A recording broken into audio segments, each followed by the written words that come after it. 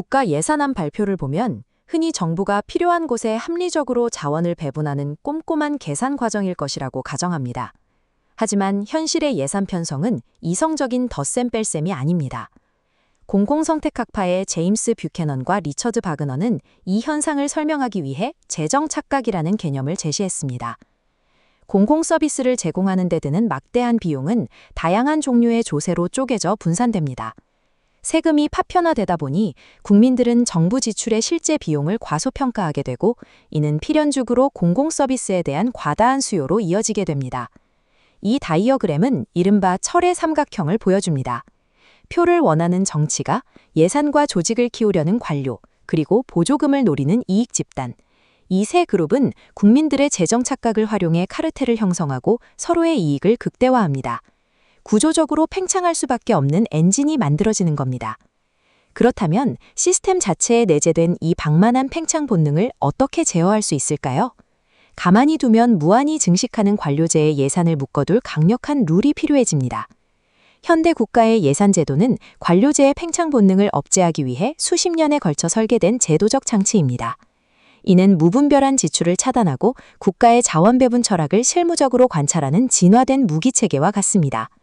가장 원초적인 통제 무기는 품목별 예산제도, 즉 LIBS였습니다. 정부가 구입할 재화나 서비스를 품목 단위로 아주 세세하게 규정합니다.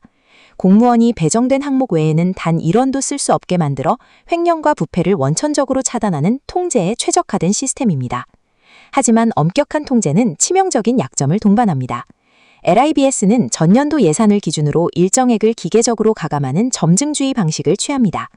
경제 상황이 급변하여 재정이 신축적으로 반응해야 할 때 기존 영수증 항목에만 얽매여 유연한 대응을 하지 못합니다. 1949년 미국의 후고위원회는 이 한계를 깨기 위해 성과주의 예산제도, 즉 PBS를 제안합니다. 정부가 무엇을 샀는가라는 품목 중심에서 무엇을 했는가라는 업무 성과 중심으로 시선을 이동시킨 겁니다. 화면의 공식을 보시죠. PBS 하에서 각 사업의 예산은 업무량의 단위 원가를 곱하여 결정됩니다. 투입 대비 산출, 즉 관리의 능률성을 객관적인 수치로 측정하고 평가할 수 있게 된 것입니다. 그러나 공공서비스는 공장의 생산 라인과 다릅니다.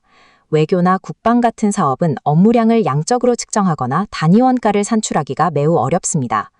게다가 당장의 수치화된 업무량에만 집착하다 보니 정작 국가가 추구해야 할 장기적인 목표는 뒷전으로 밀려납니다. 지출 항목을 검열하고 단기적인 업무량을 측정하는 것만으로는 국가 규모의 거대한 비전을 실현할 수 없습니다. 시야를 더 넓고 멀리 확장할 새로운 프레임워크가 필요해진 시점입니다. PBS의 단기적이고 미시적인 시각을 타파하기 위해 1950년대 미국 랜드 연구소는 계획예산제도, 즉 PPBS를 개발합니다. 이 구조도를 보면 PPBS의 거시적인 흐름이 나타납니다. 상부에서 장기적인 계획을 세우고 이를 달성하기 위한 구체적인 프로그램을 작성한 뒤 마지막에 소요 비용에 맞춰 예산을 편성하는 강력한 하향식 구조입니다. 최상단의 기획 단계에서 정부는 여러 목표 중 무엇이 가장 중요한지 우선순위를 정해야 합니다. 이때 각 대안의 타당성을 객관적으로 평가하기 위해 비용 편익 분석이라는 경제학적 도구가 필수적으로 동원됩니다. 하지만 국가의 다양한 목표를 완벽하게 수치화하여 서열을 매기는 것은 현실적으로 불가능에 가깝습니다. 게다가 전국 단위의 모든 사업을 하향식으로 통제하기 위해 막대한 인력과 데이터가 요구되면서 실무부처는 서류 작업에 압사당하는 결과를 낳았습니다.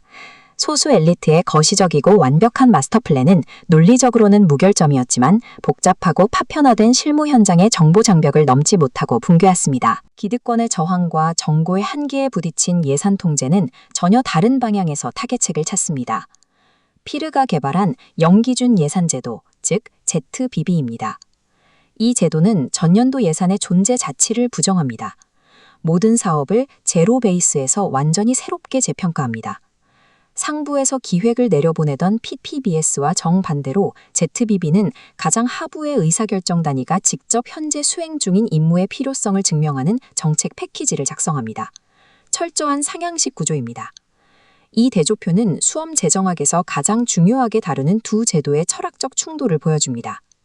PPBS가 거시적인 목표 달성에 집중하며 하향식으로 명령을 내린다면 ZBB는 부처 단위의 미시적인 예산 효율성을 증명하며 상향식으로 권한을 행사합니다.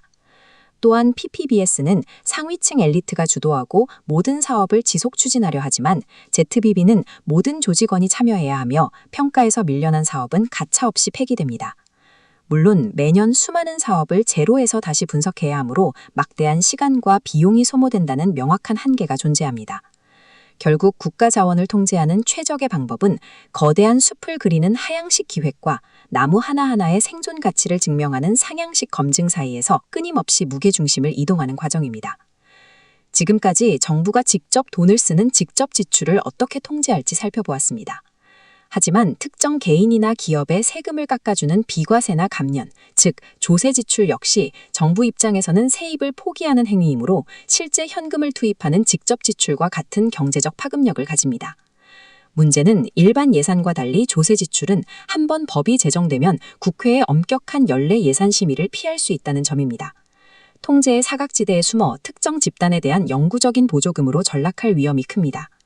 이를 막기 위해 도입된 것이 조세지출 예산제도입니다.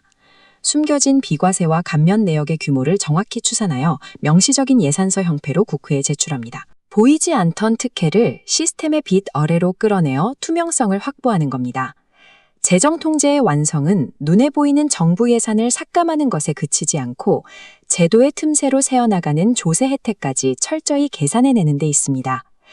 지금까지 우리가 추적한 예산제도의 진화를 요약해보죠.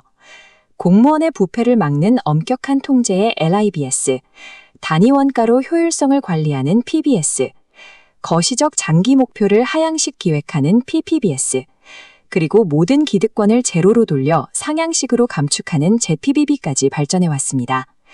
우리가 살펴본 제도들은 국민의 재정 착각을 틈타 덩치를 키우려는 철의 삼각형 카르텔과 관료제의 관성적인 점증주의를 억제하기 위해 정교하게 설계된 도구들입니다. 자, 이제 현실의 문제를 생각해 봅시다. 국가 부채가 폭발적으로 증가하는 심각한 경제위기 상황에 직면했습니다.